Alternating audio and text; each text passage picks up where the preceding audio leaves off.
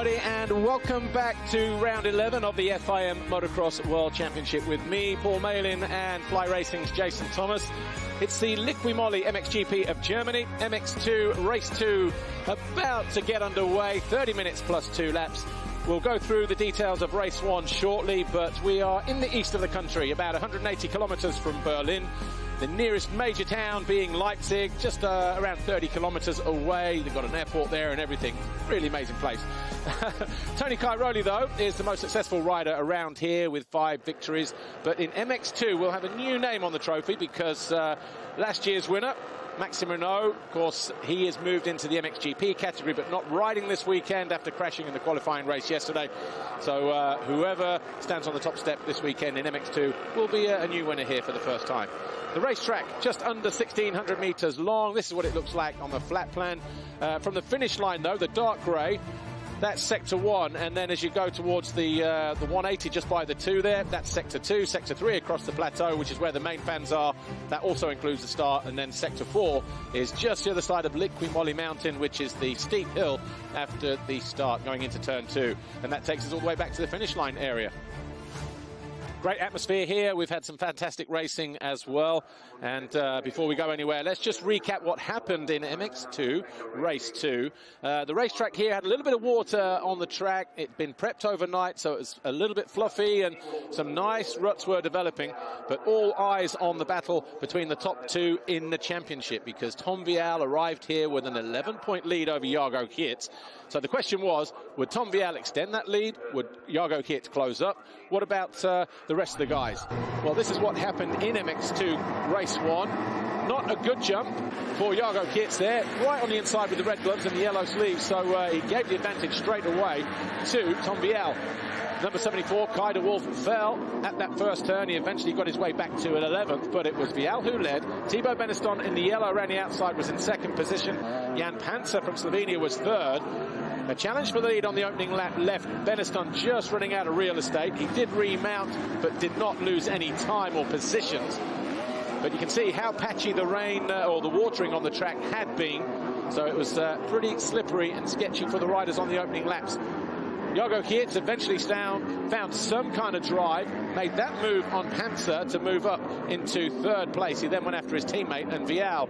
Meanwhile, the number 11 on the Kawasaki in black around the outside, Mikkel Harup, got the better of the home rider of Simon Langenfelder to move up into 5th position. And then he went after Panzer for 4th place. This was around about lap 6. He made the move through that inside right centre of your screen.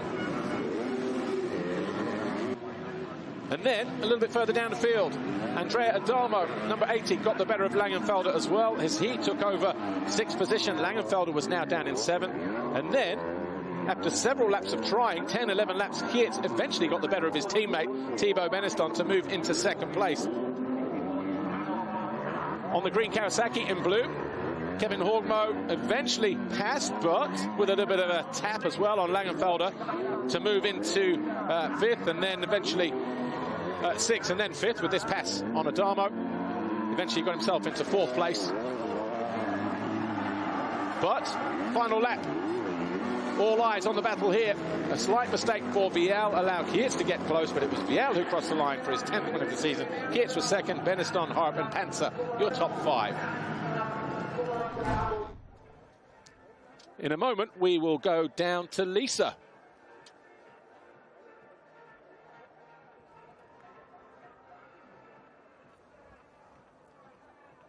A few moments ago, Lisa was down on the grid. She caught up with Thibaut Benistant and Andrea Adamo.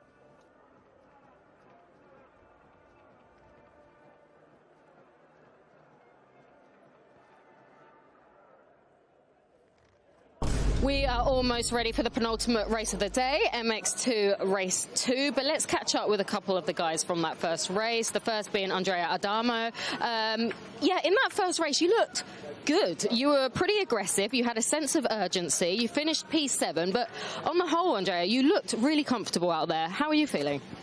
Oh, it was quite a good race. It was a solid one. In the beginning, if I need to be honest, I spent a lot of energy for pass Simon, but after when I pass him, if I need to be honest, I struggle a little bit. and Kevin catch me and he passed me. So after I tried to follow him, and yeah, I finished 7th, so it's not that bad, but we will try to do better in the second moto. Well, we've been here in Teushental a few years. You know, it's a regular track on the calendar. This year, it doesn't look or it doesn't seem as deep as normal. How is it to ride? Yes, it's like you said, it's a little bit different Teushental. Normally here we have deep roads and deep bumps and everything, but this year it's a little bit more hard. So yeah, but it's like this for everyone. So we need to try to give the best like this. Have a great race. Thank you. Now, I really want to speak to Monster Energy Yamaha MX2 rider Thibaut Benistant. Thibaut, these past 2 rounds, it's been very much battle of the teammates. I mean, you're really making Jago work hard, aren't you? Yeah, of course, we are fast together. He is really fast also. He feels good at the moment, I think. Yeah. So, yeah, we have to push, and me also, I have to make my race and just give my best to finish in front, and let's see what is going on. And obviously last weekend had your home GP, you got on the podium, you picked up a race win in front of your home crowd. How much confidence has that actually given you coming into this round? Yeah, of course, to win a race in front of the 2 fastest guys of the championship for sure give me a lot of confidence, and I know I can do it. I just have to feel good and to ride free and to take a good start, and I can make it. Best of luck for this final race. Thanks, Thibaut. Okay, good luck to the guys. It's time for MX2 Race 2. Let's take a look at the top 5 as they look in the championship right now after that first race. Tom Vialle on 4.52. He's 14 points clear of Jago Geerts. And you see how many GP wins they all have as well. 3rd is Langenfelder, but he's now 103 points behind Geerts, with Horgmo and Horup rounding out the top 5. Horgmo 25 behind Langenfelder, Horup 11 behind Horgmo. But you can see where the lion's share of the wins have gone, with Vialle taking 6 Grand Prix. Right, we are back to Technicolor Vision. We're over on the right-hand side. Liqui Moly MXGP of Germany, Teushental. That's where we are, round 11. So from here, we are full steam ahead towards the end of the season, culminating in the final race of the year, 25th of September, in the United States of America, the Monster Energy FIM Motocross of Nations at Redbud. We'll talk about that in a few moments' time. But you can see the riders making their way to the gate ahead of MX2 Race 2. 2 Minuten zum Start. 2 minutes to go. Tom Vialle lines up for MX2 Race 2 on pole after taking his 3rd qualifying race win on Saturday. He'll line up ahead of Thibaut Benistant, Jago Geerts, Simon Langenfelder and Mikkel Horup and Andrea Adamo and the rest. Jason Thomas, Fly Racing. That first race, of course, we saw how close it was between Vialle and Geerts, the top 2 in the championship. Vialle taking his 10th race win of the series and extending his lead from 11 to 14 points. I know we can't predict anything, but what do you expect? What do you hope for from this second race? Well, you just want to see more drama, right? That lived up to the billing. It's been a tight championship the whole way, and you just hope that neither of them makes a critical mistake here so we can continue this championship drama, and yeah, maybe a little bit earlier battle would be more fun. Jago Geerts, we saw from the highlights there a moment ago how he had problems immediately over the gate. So he held a nice tight line, was able to sneak through, but he was still a long way back, probably further back than he needed to be. Shows how hard he had to work on that opening lap just to get through into 3rd place. But by then, Vialle was already a couple, 3-4 seconds gone. Yeah, and the tough part is he really didn't get to Tom Vialle until, you know, maybe 5 minutes to go in the race. We didn't have time to kind of suss him out, find a weakness to exploit. He was more battling with Benistant more than anything. Well, it took him 10 laps to get by his teammate. It was on lap 10 that he found his way through. But all eyes are going to be on the first 4 or 5 gates over on the left-hand side as we look down now. The right as they head towards turn 1. So you can see over there on the right-hand side the red plate holder, the Red Bull KTM of Tom Vialle. The Fly Racing 15-second board up for the final time this weekend. MX2 Race 2. This is the Liqui Moly MXGP of Germany with me, Paul Malin, and Jason Thomas.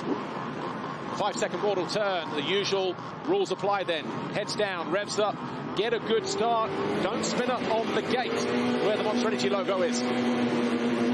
Everybody clean away over on that right-hand side, but it's Vialle again, a bike length clear, even by the time he gets halfway down the start straight. But Adamo around the outside in red.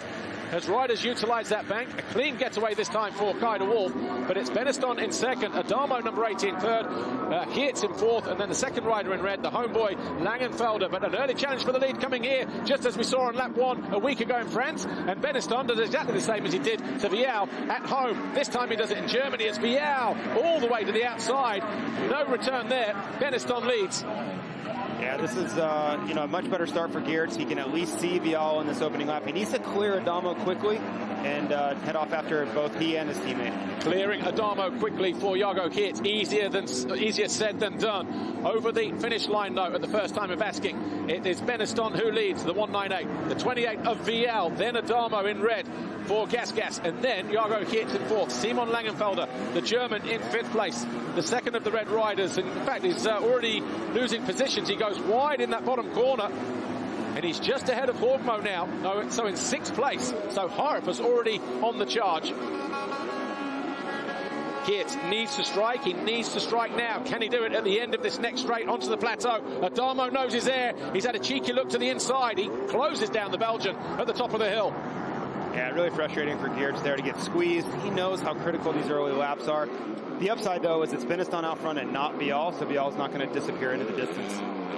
And we heard from Thibaut Benistant right at the start of the race where he said, at the end of the day, yeah, we both have to work hard, we both have to be fast, but at the end of the day, I also have to do my own race. So we saw that in race 1. He made it very difficult for his teammate to even get close to him or find a way through.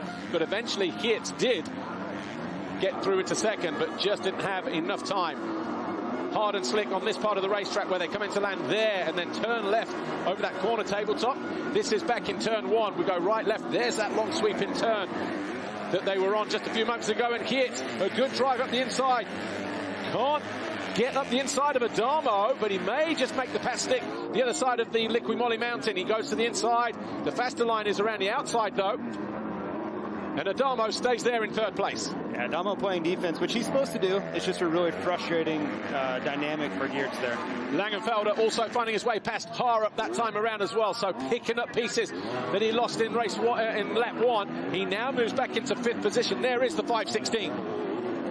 A much better start to the race for Langenfelder here. It just didn't look like he had the pace. Just wasn't comfortable in that first race, and maybe time for a bounce back in race 2. Jago Geerts this time goes the other way. Got the long way round over the finish line jump. Can he put the squeeze on Adamo? Yes, he can. Geerts now up into third. Track's really tricky right now. They put some water down in some of these areas where it's really hard pack and they weren't able to do any track work. It's more akin to ice skating than really motorcycle racing in these early laps. So Andrea Adamo, who was 6th in race 1 on the SM Action Racing USA Battery Gas, finds himself in 4th position. The official factory Gas, the Red Bull Gas of Langenfelder closing in on him. Fox Holeshot winner then, Tom Vialle, for the 8th time this year. He's in second, just ahead of the rider in the corner now on the face of the jump, Jago Geerts. Of course, those two, second and third in the race, first and second in the championship. A lot to play for in this one because as it stands right now, 14 points of difference between Vialle and Geerts in the championship, Jason. And of course, stay as it is right now, then of course that goes from 14 to 16. Yeah, the big thing is here, Geerts just needs to get around Vialle. You know, worry about the overall, worry about the race win and all those things later, but you just have to close down points. You definitely don't want to get beat in both races today. Looking towards the top end, and then through here, the two Gas riders then. Langenfelder, this time, a little bit more up for it, it seems. The first race, I don't know if he just seemed to succumb to a little bit of pressure there or whatever, but he started as high as 5th. He eventually faded down to 9th. But this time around, the 5:16 goes around the outside of Adamo, moves up into 4th place. Looks like he's got a little bit more fire in his belly. Yeah, it could be bike, setting changes, could be lots of things, but it just looks like a completely different rider this time. It's almost exactly the opposite of last moto, where he's the aggressor, he's the one moving forward, where before he just looked like he was being pushed out of the way at most times. Meanwhile, Kevin Horgmo is up to 7th place. Kaida Wolf going with him on the Nissan Husqvarna factory machine. Panzer, who was so good in race 1 to come home in 5th place, finds himself in 9th ahead of Guillaume Ferrez of Spain on the Race Motorsport KTM. Thibaut Benistant, though, leads the way, 2.6 seconds clear, and he's got Vialle and Geerts trying to close him down.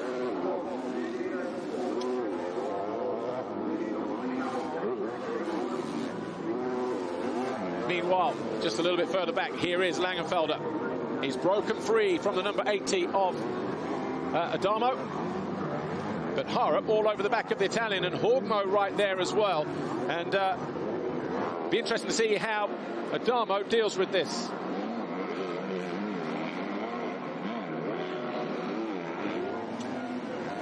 Harrop does move up the inside of Adamo, takes over that 5th position. So Adamo fading pretty quickly in this second one, Jason. Yeah, it's kind of a story of 2 races, right? A completely different script here, where Adamo looks more like he has at previous rounds of the series, good start, and kind of move backwards. So I don't know if it's the track. I don't know if it's just, you know, things change in between races. Guys have, you know, feel a little bit different. Maybe the water on the track, some of the track prep, could be a lot of different things. Wrong kind of water. Wrong kind of dirt. The 101 excuse book. But Harrop looking good at the moment, and he's also, well, bit of a moment there. Yeah, I see Adamo maybe miss a gear there. Just struggling. He looked so comfortable in that first race, and even there, just a simple straightaway, he's having issues. So certainly a little bit more uncomfortable across the board, we'd say. So 23.5 minutes still to run in this 30-minute plus 2-lap race. Benistant leads Vialle by 2.2 seconds, but once again, as we saw in race 1, the number 93 Monster Energy Yamaha here, Jago Geerts sets the fastest lap of the race, about a 10th quicker than Vialle, who is closing down, but about 5-6 tenths quicker than his teammate, who continues to lead the race. Top 3 riders separated by just about 4 seconds, but Geerts closing in on the Red Bull KTM pretty quickly. Yeah, you know, Geerts makes life so difficult for himself in these situations. You wonder if he could ever figure out how to consistently start ahead of Vialle, what the series would look like. He has to be the aggressor every single time out and dig himself out of a hole. So Thibaut Benistant working his way towards us. He continues to lead. We're on lap 4. That's the podium as it looks right now. 47, 45, 42 for Vialle, Benistant and Geerts. But crucially, Vialle will pull 5 points on Geerts by the end of the day if it stays as it is.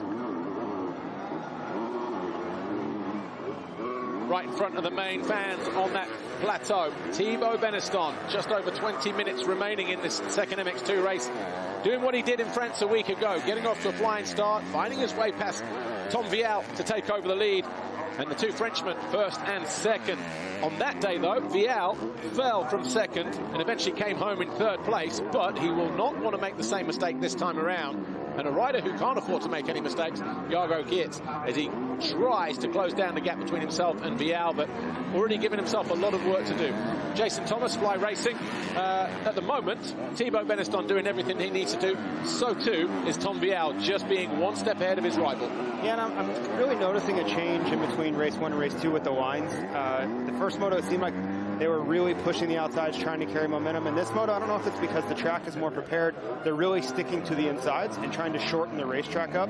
So it's just something to watch for and see who adapts the quickest. I just watched Vialle all the way around this track. He's using completely different lines than he did in race 1. And also towards the end of the first race, he was getting closed in on by Jago Geerts and was having to ride defensive. Outside sometimes, but inside in areas where he was a little bit unsure, and put him on the back foot a little bit. Yeah, obviously in those situations you want to be the aggressor, but he had to kind of just relent and understand that there was no pushing forward. Tom Vialle stalls a bike at the top of the hill, but that looks terminal. He can't get it fired up. Tom Vialle out of 2nd position, and is he out of the race? He's still trying to fire it up. He's coasting. And he comes to a stop, and everybody else is going to go around him. Vialle is in trouble here in race 2. Big, big talking point. The number 28. Can't believe it. He had 14 points going into this race, but he cannot fire that Red Bull machine up. And Wayne Banks is mechanic for this weekend because his regular mechanic, Harry Norton, is not well. Looking on as well, trying to get some kind of feedback from anybody out there.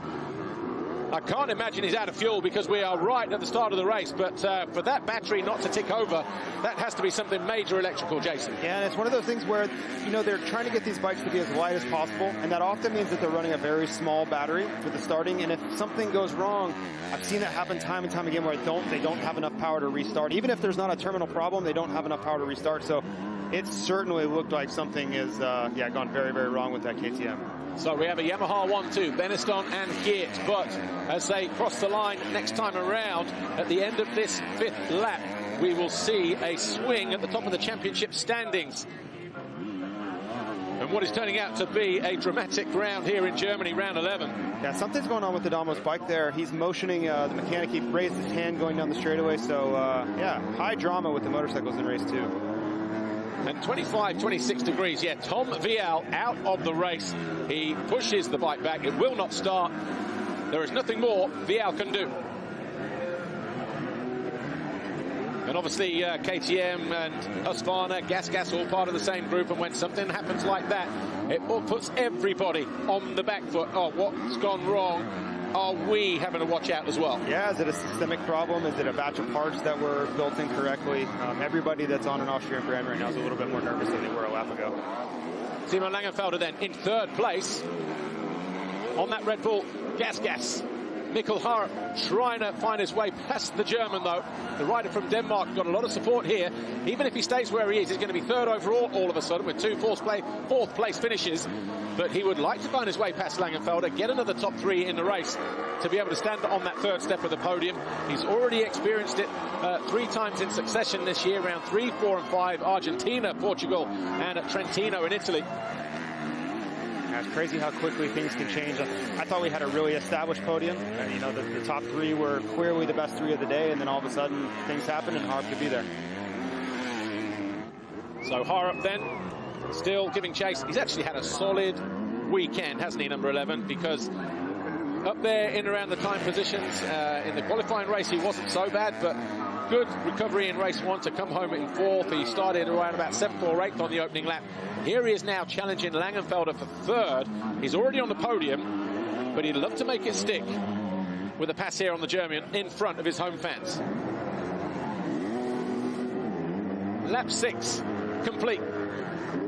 Langenfelder goes defensive, just puts his bike in the middle of the track and then closes down the inside, prevents Harp any way through.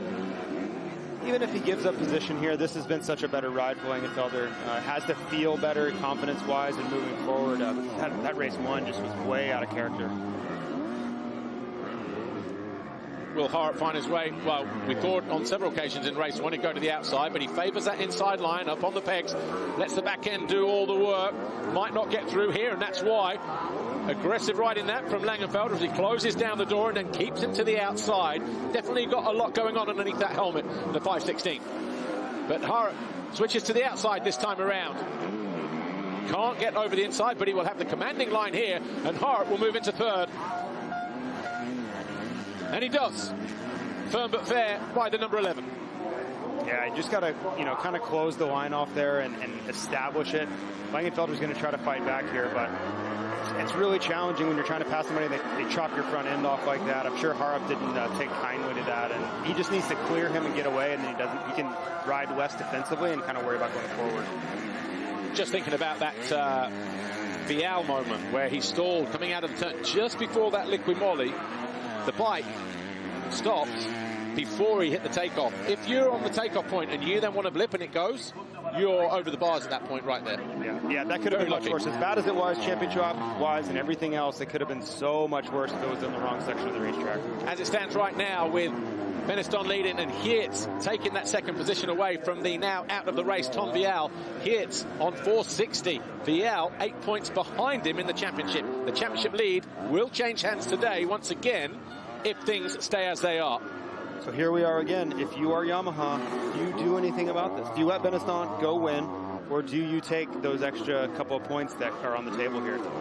If we cast our mind back to a week ago when Benistant was leading and Jago Geerts was 2nd, at one point during the race, Benistant was given the order, let him pass. He didn't. He went on to win the race. If he gets the same board signal today, I'm sure he'll stay there and pick up those 25 points, and he will win the overall Grand Prix as well. And that's what he's going for. That's what we have to remember. He's here to win. He's here to race for himself. Yeah. And there's got to be some, you know, I'm more of the mindset that there's got to be some sort of unwritten agreement to say, okay, if it's clear that Benistant's going to win, we need the points. Okay, you're going to give the win bonus to Thibaut. He was the deserving recipient, but Yamaha is here to win championships, full stop. Yeah. And every effort needs to be made to do that. I know maybe the sportsmanship side of that doesn't necessarily agree, but at the end of the day, if a blue motorcycle is standing at the top of the podium when you guys are in Oman, that's all that really matters. The stricken machine then of Tom Vialle eventually trying to find its way back to the paddock for a strip down ahead of the next round in Indonesia. Hopefully by then all systems normal. But 14.5 minutes plus 2 laps to go. Thibaut Benistant 6.3 seconds clear of his teammate at Monster Energy Yamaha, Jago Geerts, a 1:52.390 compared to the 52.396, so 6,000ths quicker than his teammate last time around to set the fastest lap of the race. And he's looking very, very good again here at the end of lap 8. Thibaut Benistant, is another fastest lap of the race for him? Yes, it is. A 51.6 is getting even quicker. I think it's fair to assume that he's back. You know, we were wondering when he'd be back to form. Last week was a precursor to it, but this could be the second consecutive Race 2 win. So 52.8 for Jago Geerts. He knows that Vialle is out of the picture, and obviously there are two things possibly going through his mind here. Take the safe points and go to Indonesia with the championship leader's red plate. Yeah, it's tough. I just don't see him able to close this gap. I mean, Benistant genuinely looks like the best rider on the racetrack right now. So even if Geerts was thinking whether to play it safe or not, I'm not sure if he could catch him. Yeah, I think he's bitten off more than he can chew right now, giving him this kind of advantage. But with 13.5 to go, Benistant has a commanding lead.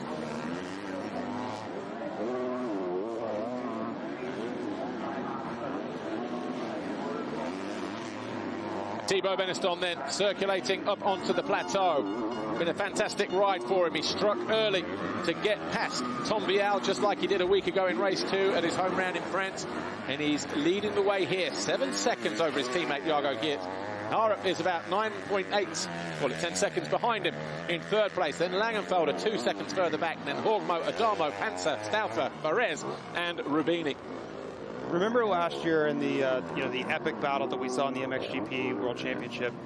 Remember Tony Cairoli at Trentino came to the finish line, came to a full stop, and let Jeffrey Hurlings go by.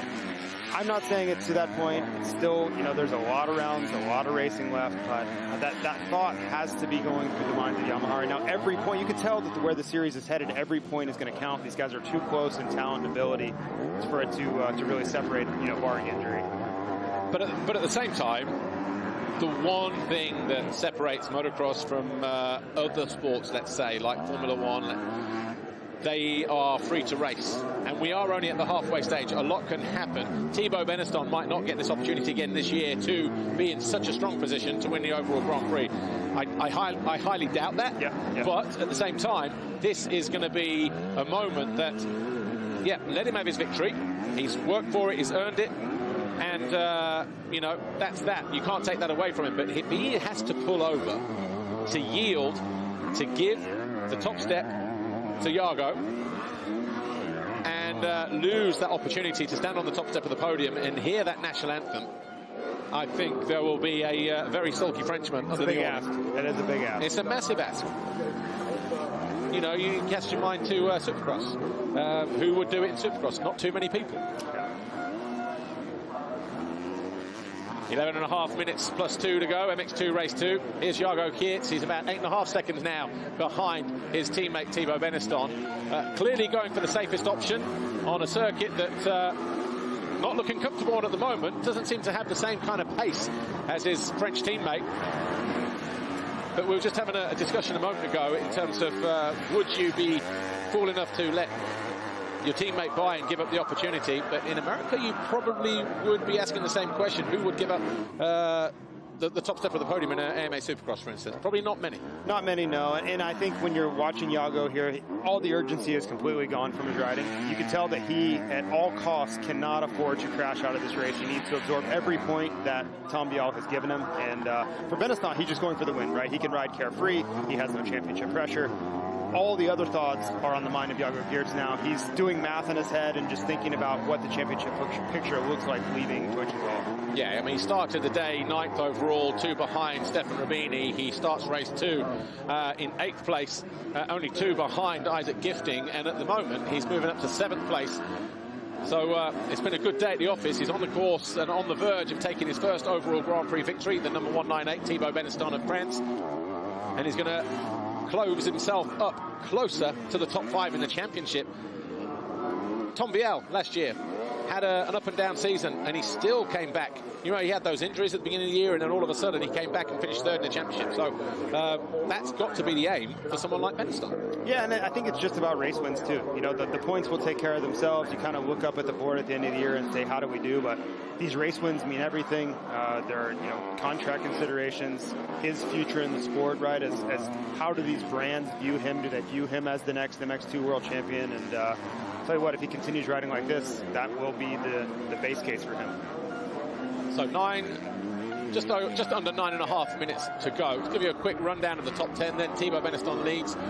Here's his teammate, 9 seconds behind, Jago Geerts. Mikkel Harp, the Big Van World MTX Kawasaki rider from Denmark, is in 3rd, about 8.5 seconds further back. He's just set his fastest lap of the race, about a second quicker than Jago Geerts here. Then we've got Simon Langenfelder, the home hero, in 4th. Kevin Horgmo 5th for FNH Kawasaki. Adamo 6th, 7th for Panzer, 8 Rubini, 9 Perez, and 10 Isaac Gifting. As it stands right now, in terms of the overall classification, Benistant with his 3rd in race 1, 20 points, and a potential win here, 25 points, would stand on the top step of the podium with 45.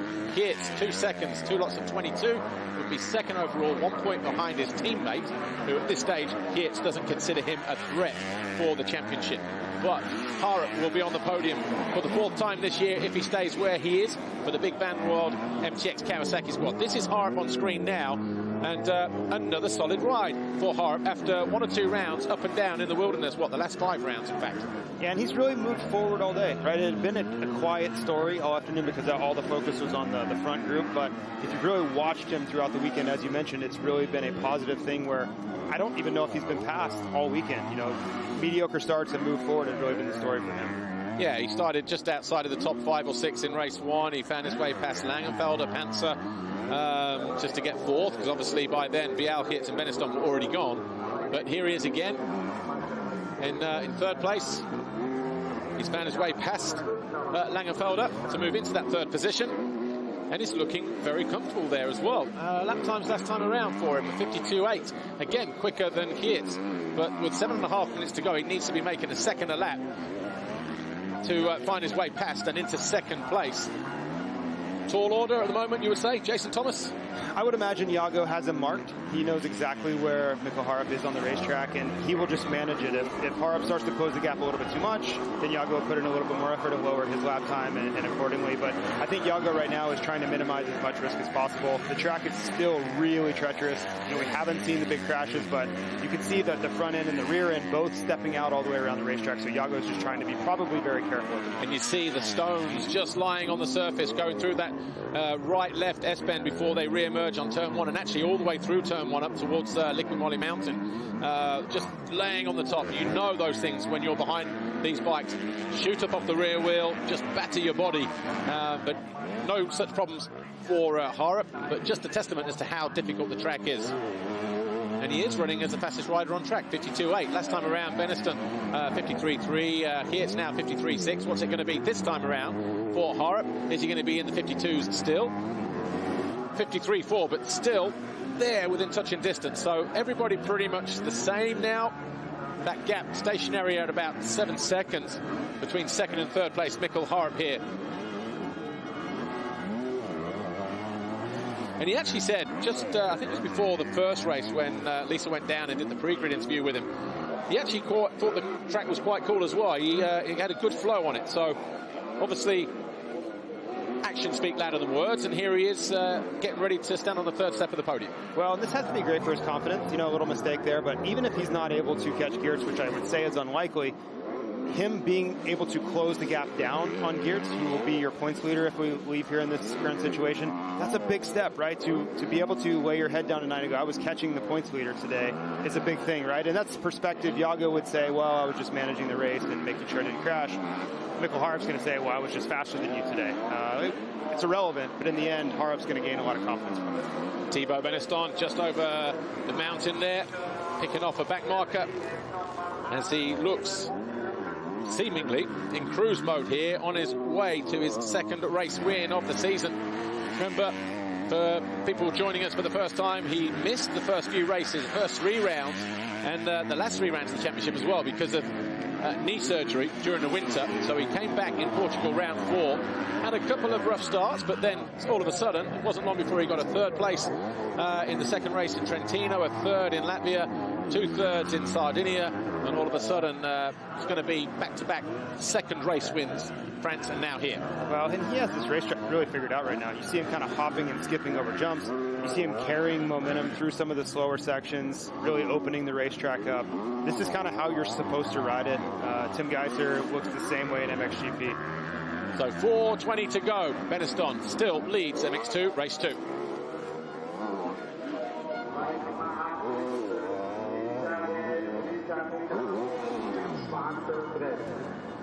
Thibaut Benistant looking very relaxed.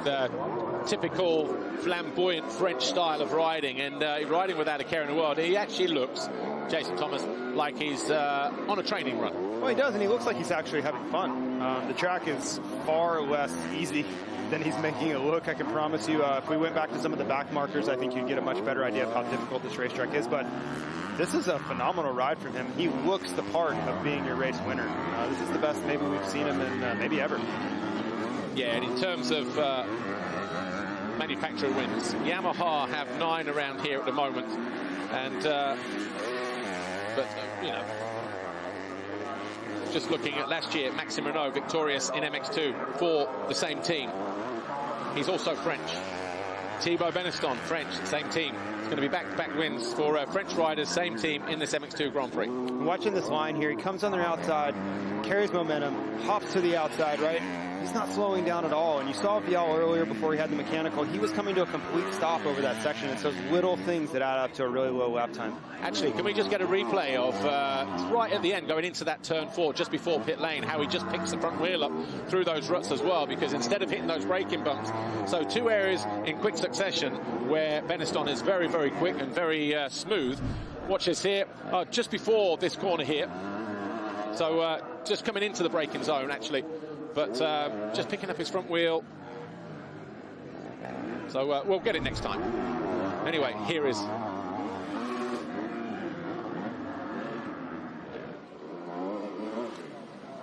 So anyway, 2.5 minutes to go. Here is Thibaut Benistant. You know, it's those little things like that when you can tell a rider is really gelling.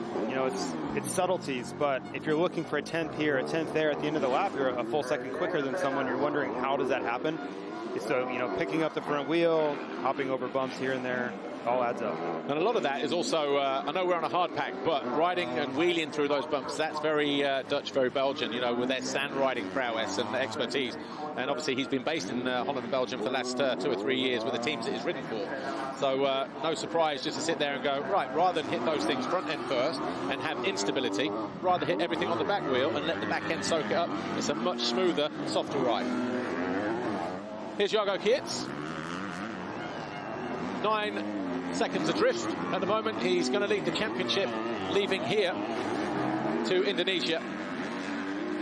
And you notice it got to about 7 seconds, and then that was when Jago said, okay, enough's enough. And he lowered his lap time back down to a low 1:53, which I was kind of waiting for that. You know, at some point you get, okay, that's your warning. Harp's getting a little bit too close. I need to pick the pace back up. And it only takes a lap or 2 of that where Harp gets discouraged too, right? You're not closing the gap down a little bit more, and everybody kind of goes into maintenance mode. And the difference there already, you know, just not as efficient through that particular part of the racetrack. But again, we're just watching 2 different riders. One who's going after his first Grand Prix victory, another one who's trying to sort of maintain or take over the championship lead. 2 different pressures. And he's probably going 2 or 3 kilometers an hour, you know, faster there, which doesn't sound like a lot, but it is over the course of the entire lap. The view from above then here at this Tal Kessel circuit in Teushental. That's first and second in opposite corners, in opposite directions there. That's Geerts in the right-hander. And then Harp on the jump now, heading into that same right-hander, top left corner of your screen. So it gives you an idea as to what a 10-second gap looks like between first and second place, and then another 6 seconds, 7 seconds further back. But Jago Geerts almost had a reply for Tom Vialle in race 1, but no reply for his teammate in race 2. Well, Jago was handed a gift here, right? This is not how you want to beat Tom Vialle if you're Jago, but you have to just take it. There's a lot of ebbs and flows throughout the season. Sometimes things aren't your fault, but to be handed 22 free points is not something that comes every weekend. And at that point, it was a 16-point gap in the championship as well, wasn't it? Because Vialle had done the hard work, gone from 11 to 14 after race 1 when they came home first and second. And then obviously he was a position ahead, which was another 2 points of an advantage. But all in the blink of an eye, all of a sudden, Vialle was just left wanting and had a back end just stepping out on the machine there of Geerts, but just had no go in the motorcycle. And from there, just can't do anything about it. But he'll look at it and go, well, I'm still only 8 points. I think that's the philosophical side. Watch this here. Picks up the front end there, over those couple of bumps, soaks everything up, and he's much more stable going into that turn. Yeah, he's doing everything he can to help the motorcycle perform to its best, right? You don't let the front load up and get deep into those bumps. And yeah, it's just, you know, a lot of technique into those sections. And again, it's subtle, right? It doesn't seem like it's a huge time savings in the moment, but you do little things throughout the lap, and that's how you end up with a 10-second lead. Benistant hits the line, 2 laps to go. And Jago Geerts now 10.5 seconds behind in this bottom corner. But I'm sure both have had the pit boards to say exactly what's going on. But this rider here, just out of sight, Thibaut Benistant, is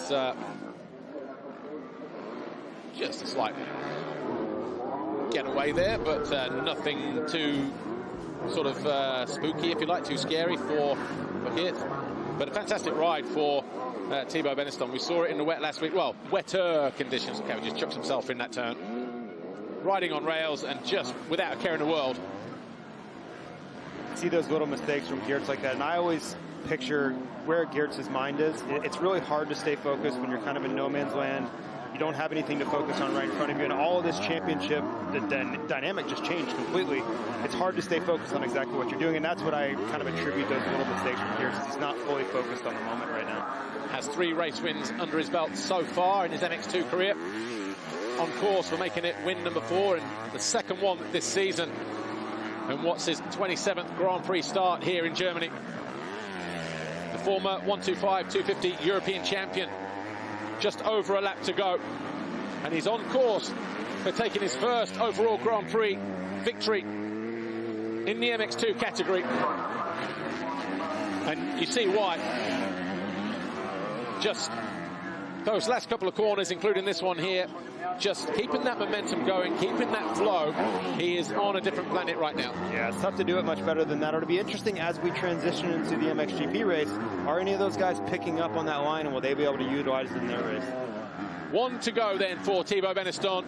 He is about 1 minute and 55 seconds away from taking the checkered flag as a race winner here in Germany, but crucially, a first-time Grand Prix winner in MX2. He may even take slightly longer than 1:55, just because he may have a little bit of a slowdown towards the end of the session.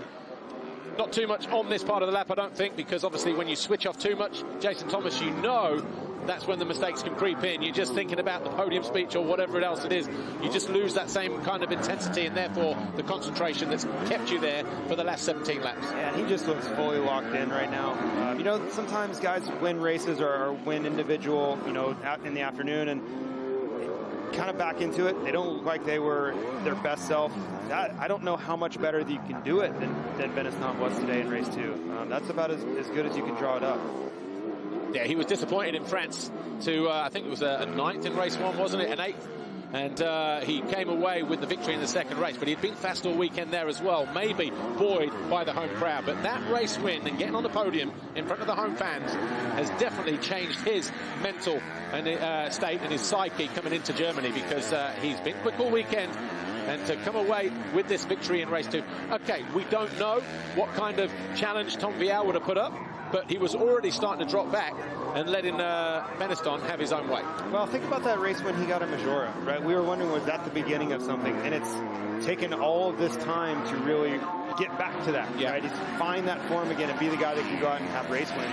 And he also picked up a win in Loquet last year as well. So Thibaut Benistant, 2 corners away. Will he celebrate with the team as he goes by? He probably doesn't even know he's got the overall. Well, they've certainly not told him, but I'm sure he knows. Out of the final turn, Thibaut Benistant, Monster Energy Yamaha, wins race 2 here in Germany, and he takes the overall Grand Prix victory for the first time in his career as well. And pulls a nice little stoppie as well before he pulls off the track. Nose wheelie, he's pulling out all the tricks. So Thibaut Benistant victorious here in more ways than one. A race winner and a Grand Prix winner at the Liqui Moly MXGP of Germany. Jago Geerts crosses the line second, Harrop third, and that mirrors the podium. Benistant, Geerts and Harrop. Langenfelder will cross the line fourth, and then Hogmo fifth. But what a fantastic day for Thibaut Benistant, winning here this weekend, round 11.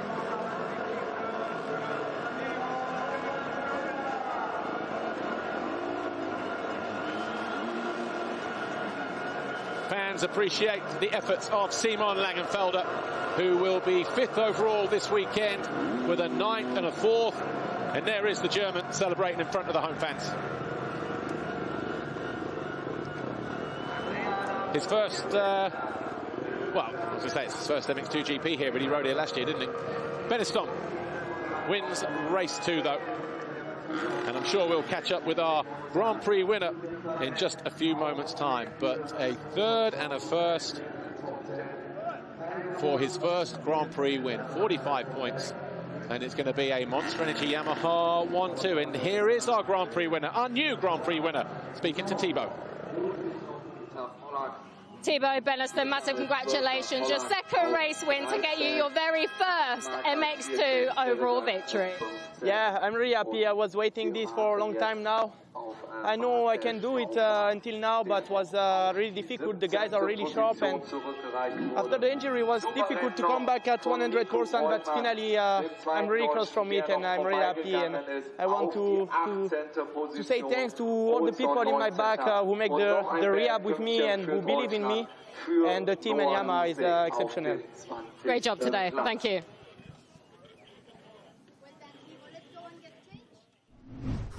Thibaut Benistant becomes the 8th winner for France. Not necessarily 8 different riders, but 8 victories for the French nation, winning around here in Germany at this Telkassel circuit. And it's the 10th victory for Yamaha as well. Remember, the first time we came here was 1971, but we were off for a few years between then. But Thibaut Benistant victorious here, and he made it look so easy. Didn't even sound out of breath in the post-race interview either. Give you the official confirmation then of this MX2 Race 2. And it was a win for the Monster Energy Yamaha of Thibaut Benistant. His teammate Jago Geerts 2nd, Mikkel Harp 3rd on the Big Van World MTX Kawasaki. Then we had Langenfelder, Hogmo, Adamo, Panzer, Rubini, Gifting and Ferez.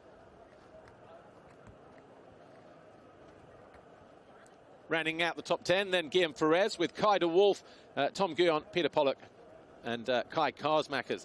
Thomas Kohut, Jakob Terasak, Stauffer, Greutzmann, Olsen and Noah Ludwig picking up 1 point. The overall classification belongs to Thibaut Benistant, a 3rd and a 1st to pick up 45 points, 1 more than the new championship leader and teammate Jago Geerts. Mikkel Hart back on the podium for the 4th time now for the Kawasaki rider. Hogmo and Langenfelder round out the top 5. Tom Vialle, big disappointment for him. He was victorious in race 1, a mechanical, technical issue in race 2, robbed him of certainly a 2nd place or a 3rd place, but he's also lost the championship. Jago Geerts is the new championship leader by 8 points over Tom Vialle. And for those two, they just keep on swapping positions, don't they? Because even though Langenfelder led the overall championship after round 1, Geerts was the red plate holder for 3 rounds after Italy, Argentina and Portugal. Vialle took it back, and then of course it's been in the hands of Vialle since then. But it's going to be Jago Geerts now taking the championship leaders red plate to Indonesia. Yamaha are back on top in the manufacturer's chase. KTM 2nd. An eventful day here at the Telkassel. Take a look at the Fox Holeshot. before we go anywhere else, in race 1 it was Tom Vialle, and race 2 another black plate for Tom Vialle, and you can be forgiven for him not, or you can forgive him for not turning up there. Valentin Aranya, the team coordinator, instead collecting that black plate for Tom Vialle. A weekend he would rather forget, I'm sure. But he has 8 black plates, Langenfelder 5, Thibaut Benistant has 2. We'll be getting ready for the podium shortly. So the Liqui Moly MXGP of Germany belongs to Tom Vialle, belongs to Thibaut Benistant. But third overall, Mikkel Harup back on the podium, Big Van World, MTX Kawasaki. 3 back-to-back podiums, Argentina, Portugal and Trentino, third, second, third. It's a third again here, round 11 in Germany. And the Mikkel Harup 11 fans there, look, making their voices heard. Second overall, Jago Geerts, Monster Energy Yamaha Factory MX2. Back-to-back podiums since Latvia now. 2 wins, a second, a third, and 2 seconds here. But it's his teammate at Monster Energy Yamaha, Thibaut Benistant, who will eventually and finally stand on the top step of the podium here. This time he does it on the top step in Germany. Michele Levetti, the team manager there for the Monster Energy team, will be standing proudly on the podium as well. But Thibaut Benistant, your overall winner here at the Liqui Moly MXGP of Germany. Marco Moldenhauer of Zurich Verschischung. Not sure if I pronounced that right. Apologies if I didn't. But apparently he delivering the third place trophy to Mikkel Harup. I know this guy though, Martin de Graaf, the FIM Europe president. Second overall to Jago Geerts. He's got another trophy to come in just a few moments' time. Thibaut Benistant takes the winner's trophy from Kim Storfberg, Liqui Moly Marketing. Of course, this is the Liqui Moly MXGP of Germany. Thibaut Benistant, his first Grand Prix winner's trophy, and I'm sure that will take pride of place at home. Thilo Eigendorf, the mayor of Teushenthal, will hand the team trophy to Michele Levetti, team manager from Monster Energy Yamaha Factory MX2. So first and second on the podium, and a team trophy to boot.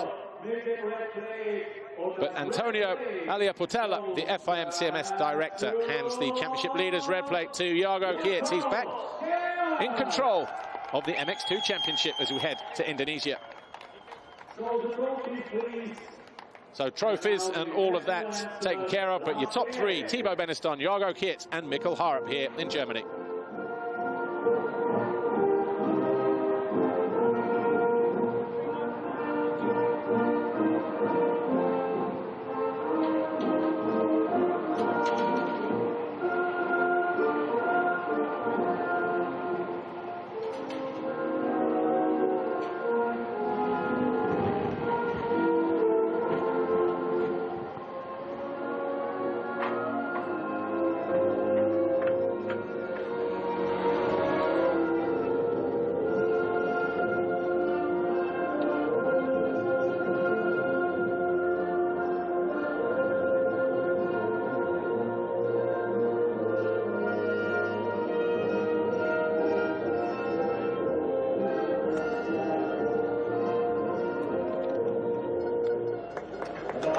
Your top 3 here at the Liqui Moly MXGP of Germany at the Talkessel circuit, Teushenthal.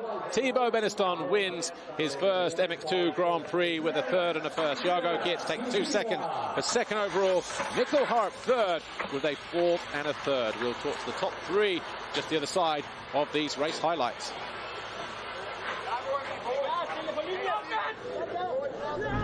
Here's what happened, MX2 Race 2 then in Germany, and it was another foxhole shot for Tom Vialle, the 8th of the season and the 2nd of the day for the Red Bull KTM rider. He was closely followed through that first turn by Thibaut Benistant, Andrea Adamo and Jago Geerts with Langenfelder just behind, but it wasn't long before Benistant struck, just like he did a week ago in France. He was in the lead by turn 4.